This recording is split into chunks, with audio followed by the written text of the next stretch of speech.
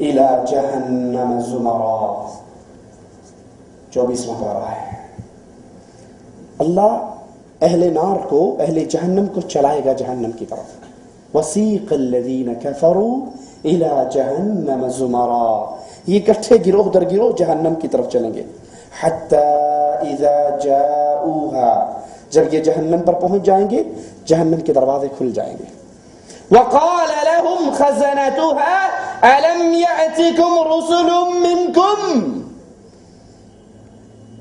जहन्मी जहन्नम में गिर रहे हैं, दारोगा जहन्नम सवाल कर रहा है, अलम यअतिकुम रुसुलुम मिनकुम, तुम्हारे पास अल्लाह की तरफ से डराने वाला कोई नहीं आया था? तुम में से, नूरु मिन नूरिल्लाह नहीं, तुम में से, तुम्हारी बनी जिन्स में से कोई नहीं आया, किसी ने नहीं डराया। युनज़िरूनकुम, तुम्हें वो डराता, लिक़ा यौमिकुम हाज़ा, इस मुलाकात के दिन के डर से। तुम्हें किसी ने अल्लाह का पैगाम नहीं पहुंचाया, तुम्हें किसी ने अल्लाह के रसूल की सुन्नत का तरीकाकार तुम तक नहीं पहुंचाया। क़ालू बला, जिन्होंने इसको सुना लेकिन अपनी जिंदगी को तब्दील न किया, अपने अकायद को तब्दील न किया, कुरान हकीम की आयत सुनते रहे, इस कान से सुना उस कान से निकाल दिया। अल्लाह के रसूल सल्लम की सीरत के औराक पढ़ते रहे, सुनते रहे कि अल्लाह के नबी सल्लल्लाहु अलैहि वसल्लम ने अपनी नबूवत से पहले 40 साल जिंदगी, मक्के की जिंदगी, मदीने की जिंदगी, अपनी सारी जिंदगी में कभी ना अपना मिलाद मनाया, ना आपके सहाबे किराम ने मनाया, बल्कि अल्लाह के नबी अलैहिस्सलातु वस्सलाम ने ईसाइयों के तरीके के खिलाफ चलने का हुक्म दिया, उनकी मुखालफत का हुक्म दिया। ये तो उनका तरीका है, क्रिसमस डे उनका तरीका है। आपने अहदीस सुन ली, अल्लाह के नबी के फरामीन सुन लिए, सहाबा कराम का मनहज तरीकाकार सुन लिया, और फिर अपनी जिंदगी को तब्दील नहीं किया। ये सुनना क़यामत के दिन आपके लिए और हमारे लिए हुज्जत बन जाएगा। हम ये नहीं कह सकते कि अल्लाह हमें नहीं पता, इन्ना कुन्ना अन हाज़ा गाफिलीन, हम बेइल्म थे, जाहिल थे, गाफिल थे, हमें पता नहीं था। तो भाई मर्सी का सौदा है, कुरान और हदीस की दावत को सुनकर सीने से लगाकर तब्दीली ले आओ, इनकलाब ले आओ, अपने आप को चेंज कर लो, अपने मामलात को किताबुल्लाह और सुन्नत रसूलुल्लाह के मुताबिक कर लो, तो फिर मुबारक हो तुम्हारे लिए तुम्हारा आना और सुनना। और अगर सुनाने वाला सुनाता रहे, सुनने वाले सुन के दूसरे कान से निकालते रहे, जिंदगी उसी गैर शरई तरीकों पे गुजरती रहे, तो ये सुनना क़यामत के दिन हमारे लिए बहाना नहीं बनेगा, हमारे ऊपर मुकदमा बनेगा। क्योंकि रसूलुल्लाह सल्लल्लाहु अलैहि वसल्लम ने फरमाया, इंसान अपने अल्लाह के सामने खड़ा होगा, उसके कदम उस वक़्त तक नहीं हिल सकेंगे जब तक वो अल्लाह के सवालों का जवाब न दे ले। और उन सवालात में से एक सवाल ये भी होगा, जितना इल्म तुझ तक पहुंच चुका था, तू शेख नहीं था, तू आलिम नहीं था, तू अल्लामा नहीं था, बुखारी का हाफिज नहीं था, मदरसे से फारिग नहीं था, इस पर बहस नहीं हुई। जितना इल्म तुझ तक पहुंच चुका था उसके मुताबिक कितना अमल किया, ये सवाल बड़ा खतरनाक है। अब आप सोच लें और मैं सोच लूं कि वो कौन कौन सी बातें हैं जिसका इल्म मुझे और आपको कुरान और अहादीस के दलाइल से हो चुका है, क्या गलत है क्या सही, लेकिन हम कहीं बिरादरी की वजह से, कहीं माशरे की वजह से, कहीं किसी और वजह से अपने उन अकायद और तर्ज को छोड़ने के लिए तैयार नहीं, तो क़यामत के दिन अल्लाह के दरबार में जवाब क्या होगा। मुर्दे के लिए कुरान ख़वानी करना और उनके लिए देगे पकवाना, फातिहा वगैरह का दिलवाना, इसका हुक्म बतलाएं और सही ताज़ियत का तरीका भी बयान करें। मुर्दे के लिए कुरान ख़वानी करना, देगे पकवाना, फातिहा दिलवाना, ये बिदअत है, सुन्नत रसूलुल्लाह सल्लल्लाहु अलैहि वसल्लम से साबित नहीं है ये अमल। बड़ी कड़वी बात है। आप कहोगे मौलाना हम तो आज तक यही करते रहे, इधर बाप मरा, इधर देग चढ़ गई, इधर माँ मरी, इधर दरवेश आ गए, गुठलियों वाले खजूर की गुठलियां बड़ी खूबसूरत बनाई हुई होती हैं, थैले भर भर के रखे हुए मदरसों में, इधर मरा नहीं, इधर वो बोरियां लेकर पहुंच गए, आयत करीमा का विर्द करें, ये पढ़ें ये पढ़ें। ये तरीका रसूलुल्लाह सल्लल्लाहु अलैहि वसल्लम से साबित, वेरी फ्रैंकली, बड़ी ओपन खुली नंगी बात करता हूं, ये सारे काम मौलवियों ने अपने पेट के धंधे को चलाने के लिए किए हैं। کنفرم ترین بات ہے۔ اللہ کے نبی صلی اللہ علیہ وسلم تو فرماتے ہیں کہ جب کسی کے گھر میت ہو تو پڑوسیوں کے لیے ہدایت ہے کہ وہ کھانا پکا کر ان کو پہنچائیں، ان کے غم، یہ تو غم کے اندر ہے، یہ تو ہنڈیا میں کچھ نہیں پکائیں گے، یہ تو آگ نہیں جلائیں گے چولہے میں، پڑوسیوں کو چاہیے وہ ان کا غم ہلکا کریں، ان کے غم میں شراکت کریں اور کھانا پکا کر کھلائیں۔ اور ایک حدیث میں یتیم کے مال کھانے والے پر بھی اللہ کے نبی نے لعنت کی ہے۔ اور ادھر باپ مرتا ہے، ادھر مولوی صاحب پہنچ جاتے ہیں کہ جناب جیڑا کو چھڑیا ہے وہ دیکھ چڑھا دو۔ باپ کی لاش پڑی ہوئی ہوتی ہے، پلے میں پیسہ نہیں ہوتا، یہ لوگوں سے ادھار مانگتا پھرتا ہے، واللہ بتا رہا، قرضے لیتا ہے لوگوں سے۔ کیوں؟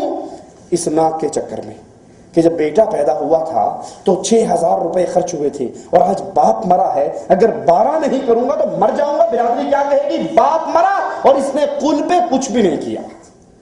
تو یہ صرف مولویوں کے کھانے کا دھندا ہے۔ تعزیت کا صحیح طریقہ کیا ہے؟ جب آپ کسی کے گھر جائیں جن کے گھر میت ہو تو انا للہ و انا الیہ راجعون، انا للہ ما اعطا ولہ ما اخذ، جو کچھ دیا اللہ نے دیا، جو کچھ لے لیا اور جو باقی بچ گیا یہ بھی اللہ کا ہے۔ اصبر واحتسب، صبر کر اے وارث، صبر کر اور اللہ سے اجر پا۔ یہ ہے مسنون طریقہ کسی کے گھر جا کے تعزیت کرنے کا۔ ہمارے ہاں کیا ہوتا ہے؟ ہاتھ میں سگریٹ ہے اور آ کے بیٹھا، فاتحہ پڑھو جی، اللہ، ایک بیٹھا دوسرا کلام بخشو جی، کلام بخشو جی، اللہ صلی اللہ، سگریٹ ادھر ہے، حقہ ادھر چل رہا ہے، گڑ گڑ گڑ گڑ گڑ، کلام بخشو جی، کلام بخشو۔ اس کا کلام بخشا دوسرا۔ میں ایک میت میں تعزیت کے لیے گیا، وہ لوگ اکٹھے ہونے لگے، واللہ میں اپنا واقعہ سنا رہا ہوں۔ ایک آیا، کلام بخشو جی، ان کا ابا نہیں آ سکا، اس کی طرف سے بخشو، کلام بخشو، پیڑ کی طرف سے بخشو، پورے گاؤں کی طرف سے بخشو، اس کی طرف بخشو۔ اس ایک بندے نے 4 دفعہ ہاتھ اٹھوائے، لوگ کہتے ہیں کس مصیبت میں آ گئے، کب یہ جان چھوڑا۔ یہ طریقہ اللہ کے رسول صلی اللہ علیہ وسلم کی سنت کے خلاف ہے۔ اب اس میت کو ملے گا کیا؟ اس میت کو ملے گا کیا؟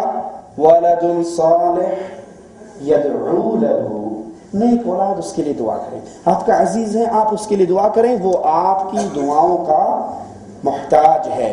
دیگیں پکانا کل 7واں 9واں 10واں 40واں یہ ساری اندرا گاندھی کی رسمیں ہیں، یہ ہندوؤں کی رسمیں ہیں، اس کا اسلام سے تعلق؟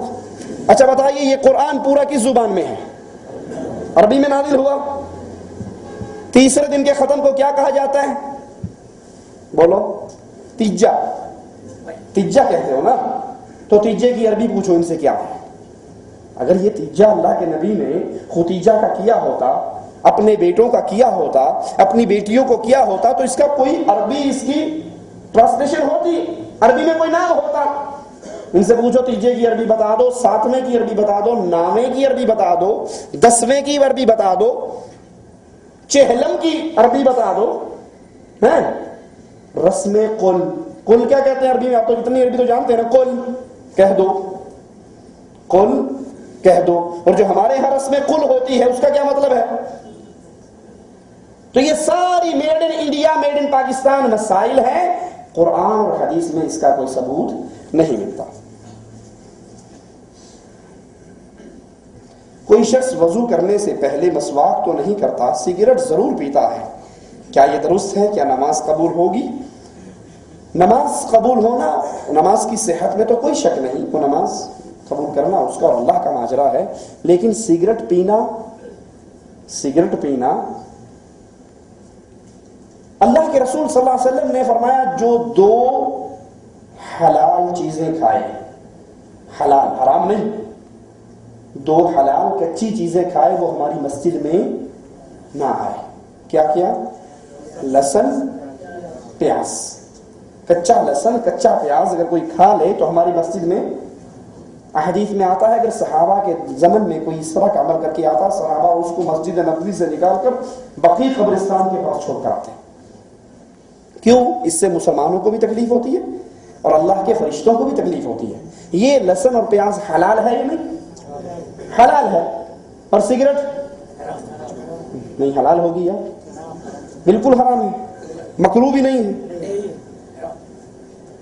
کہتے ہیں جی آپ ویسے حرام مشکل کہتے ہو، یہ تو حلال ہے، کیا ہے اس میں؟ دکھاؤ قرآن کے اندر کہیں لکھا ہو سگریٹ حرام ہے، دکھاؤ لفظ قرآن میں۔ ہم کہتے ہیں آپ قرآن میں دکھاؤ کہیں لکھا ہو مالٹا حلال ہے۔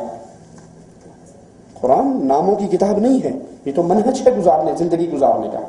تو وہ حرام چیز جس کی حرمت کا اعلان آسمان والا اپنے کلام میں کرتا ہے کہ اللہ نے کھانے کے لیے پاکیزہ چیزیں حلال کی ہیں اور خبیث چیزوں کو حرام کیا ہے، نشہ والی چیزوں کو جس کی کثرت نشہ دے اس کی قلت بھی حرام ہے۔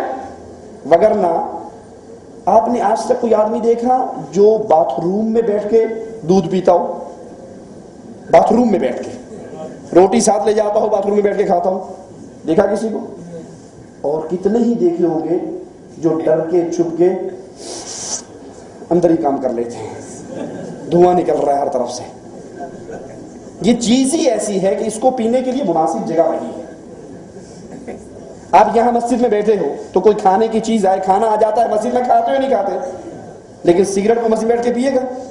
کبھی آپ نے دیکھا کسی نے سگریٹ پینے سے پہلے کہو بسم اللہ الرحمن الرحیم، حقہ پینے سے پہلے بسم اللہ پڑھی؟ کوئی الٹے ہاتھ سے سگریٹ پی رہا اور کسی مسلمان نے کہا یار اللہ سے ڈر، سیدھے ہاتھ سے پی۔ کھاتا مسلمان سیدھے ہاتھ سے، پیتا سیدھے ہاتھ سے، تو یہ چیز ہی حرام ہے۔ اچھا مزے کی بات، ہر چیز آپ بازار سے بقالے سے جو مرضی لے لو، زیتون کا تیل بھی لوگے تو اس کی ایکسپائری ڈیٹ ہوتی ہے، دیکھا ہے نا؟ ہر چیز پہ ایکسپائری ڈیٹ ہے کہ یہ اتنے دن ٹھیک رہے گا، اتنے دن کے بعد یہ خراب ہو جائے گا۔ سگریٹ کی پوری ڈبی اٹھا لو، پورا پیکٹ اٹھا لو، اس پہ ایکسپائری ڈیٹ کیوں؟ کیونکہ پہلے دن سے ہی خراب ہے۔ ایکسپائری ڈیٹ اس پہ ہوتی ہے جو پہلے ٹھیک پھر خراب ہوئی، یہ تو پہلے دن سے حرام ہے، پہلے دن سے خراب ہے۔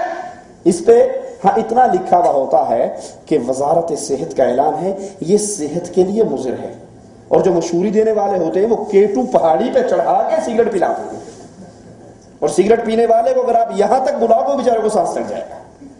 یہ حرام ہے، اور جب یہ پی جائے مسجد میں آنا جائز کیوں؟ صحابہ لہسن اور پیاز کھانے والے، حلال چیز کھانے والے کو مسجد سے نکال دیتے تھے، تو یہ سگریٹ پی کے اللہ اکبر الحمدللہ رب العالمین، وہ اتنی بدبو نکلتی ہے کہ قریب والوں کو اللہ کا ڈر نہ ہو تو نماز چھوڑ جائے۔ ٹھیک ہے، یہ حرام چیز ہے، اللہ سے ڈریے، توبہ کیجئے، اور اس گندگی کو اپنے منہ سے نہ لڑائیے۔ کسی کے دل میں ابھی بھی شک ہو تو میں آپ کو ایک سوال کرتا ہوں، آپ کا چھوٹا سا بیٹا اس کے ہاتھ میں کیلا ہو، کیلا کھا رہا ہو، دیکھ کر غصہ آئے گا آپ کو؟ کیوں جی غصہ آئے گا؟ اور آپ کا 10 سالہ بیٹا ہاتھ میں سگریٹ پکڑ کے چل رہا ہو، کہو گے ماشاءاللہ میاں میاں بڑا بہت جوان ہے، یا 2 تھپڑ لگاؤ گے؟ حالانکہ باپ خود پیتا ہے، باپ خود پی رہا ہے، لیکن 10-12 سال کے بچے چھوٹے بھائی کو پینے نہیں دیتا، کیونکہ اس کا ضمیر کہہ رہا ہے جو میں پی رہا ہوں یہ گندگی ہے، یہ غلاظت ہے، یہ حرام کاری ہے۔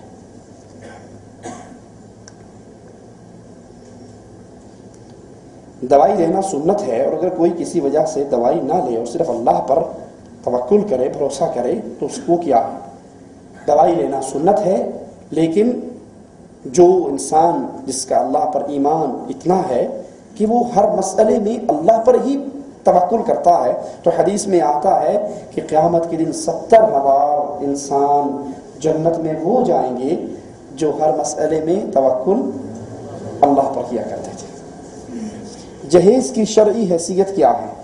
براہ کرم کتاب و سنت کی روشنی میں جواب دیجیے۔ جہیز جہیز جہیز ایک لعنت ہے، جہیز ایک لعنت ہے جو ہمارے معاشرے میں جہیز کا جو تصور پیدا ہو چکا ہے، یہ تصور ہندوانہ تصور ہے۔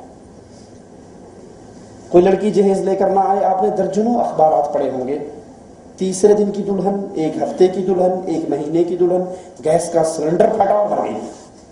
پڑھے نہیں پڑھے؟